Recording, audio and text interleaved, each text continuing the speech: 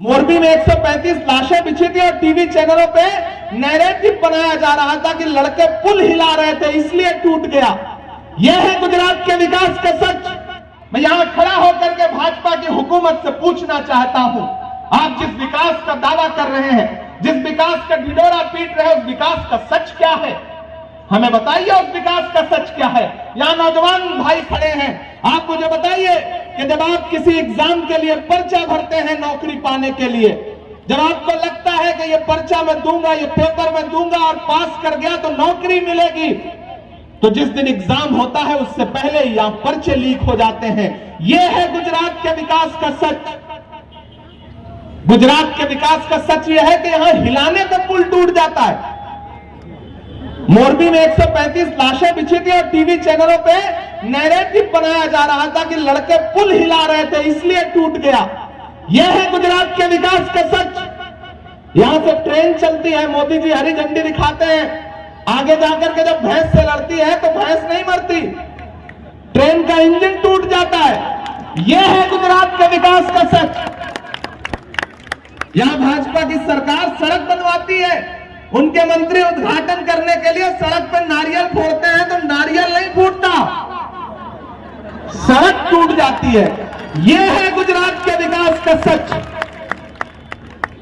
और गुजरात के विकास का सच तो यह है कि देश के लाल किले पर खड़े होकर के आदरणीय प्रधानमंत्री नरेंद्र मोदी जी महिला सुरक्षा और महिला सम्मान की बातें करते हैं, भाषण देते हैं।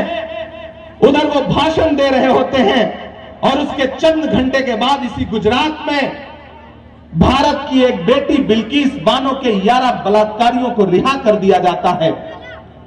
यह है गुजरात के विकास का सच।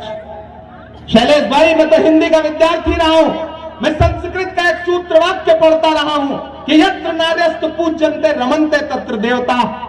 जहां नारियों की पूजा होती है वहां देवता निवास करते हैं। लेकिन आज हालत ऐसी हो गई है, प्रधानमंत्री जी कहते हैं बेटी बचाओ बेटी पढ़ाओ, लेकिन जहां नारियों की पूजा होनी थी उसी गुजरात में नारियों के बलात्कारियों की पूजा हो रही है और प्रधानमंत्री जी चुप हैं। आने वाली 7 दिसंबर से पार्लियामेंट का सेशन शुरू हो रहा है। मुझे दुआ दीजिए, मुझे ताकत दीजिए कि मैं वहां प्रधानमंत्री जी की आंख के सामने खड़ा होकर के उनकी नजर से नजर मिला के उनसे पूछूं कि प्रधानमंत्री जी आपके बेटी बचाओ बेटी पढ़ाओ नारे का सच क्या है। झूठा है आपका नारा, खोखला है आपका नारा। अगर आपका नारा सच्चा होता तो आप भारत की बेटी बिल्किस के लिए कुछ लफ्ज जरूर बोलते। यह है इनके विकास का सच। इनका विकास ऐसा है कि गुजरात में शराबबंदी है, लेकिन 70 से ज्यादा मौतें एक दिन जहरीली शराब पीने से होती हैं। यह है गुजरात के विकास का सच। गुजरात के विकास का सच यह है कि 5233 विद्यालय बंद होने के कगार पर आ गए हैं स्कूल। यह कैबिनेट के सवाल पर, कांग्रेस विधायकों के सवाल पर असेंबली में सरकार ने बताया है कि 5233 स्कूल बंद होने जा रहे हैं गुजरात में। यह है गुजरात के विकास का सच। तो मेरे भाई, ये जो झूठ चारों तरफ झूठ फैला है, इसके खिलाफ आपको लोकतंत्र एक ताकत देता है और वो ताकत है वोट की ताकत। और उस ताकत का इस्तेमाल करना है आपको, और आप अपने यहां उसका इस्तेमाल करके शैलेश परमार को जिताएंगे। महंगाई का आलम यह है कि आटा चावल दूध दही पनीर छाछ लस्सी सब कुछ महंगा कर दिया, बच्चों की पेंसिल तक महंगी कर दी। और पिछले सेशन में जब हम लोग खड़े होकर के देश की वित्त मंत्री निर्मला ताई से पूछ रहे थे कि महंगाई क्यों बढ़ाई, तो वो खड़ी होकर के हैरत से कह रही कि देश में महंगाई कहां है। मैं चश्मदीद हूं, मैं खड़े होकर के नारे लगा रहा था सदन में और निर्मला जी कह रही थी कि महंगाई कहां है। हम तो उनसे उसी दिन से पूछ रहे हैं और वो कह रही है कि महंगाई कहां है, लेकिन हम उनसे पूछ रहे हैं कि कहां सोया है चौकीदार, कहां सोया है चौकीदार।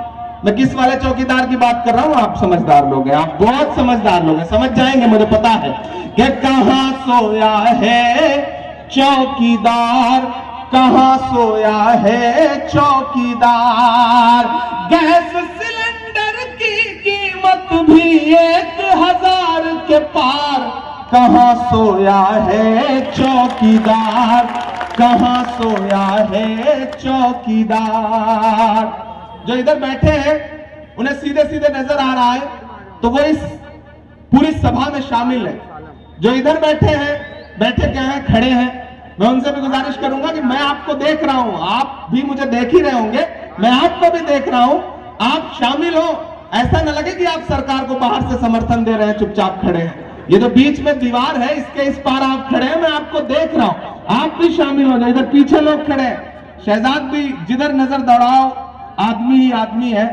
यह है शाह आलम दरगाह और उसके आसपास का जो जज्बा है, मैं इस जज्बे को सलाम करता हूं। यहां स्टेज पर जितनी भीड़ है आजकल भाजपा के नेताओं में, उतनी सामने भीड़ हो रही है, यह हालत हो गई है। यह है अहमदाबाद और इस विधानसभा का जलवा। मैं पढ़ता हूं कि कहां सोया है चौकीदार, कहां सोया है चौकीदार। गैस सिलेंडर की कीमत भी 1000 के पार, कहां सोया है चौकीदार, कहां सोया है चौकीदार। कि चाय बेचने वाला पूरा भारत बेच रहा है। इतने से काम नहीं चलेगा, इतने से काम नहीं चलेगा। क्या मैं सच बोल रहा हूं? अगर मैं सच बोल रहा हूं तो सच की तारीफ कौन करेगा? आपको ही करना पड़ेगा, आपको ही मुहर लगाना पड़ेगा मेरी बात पर। पीछे तक जो लोग हैं, मैं फिर से पढ़ता हूं, आप फिर से इसमें शामिल हो, तारीफ करें मेरे इस हिम्मत के लिए कि चाय बेचने वाला पूरा भारत बेच रहा है।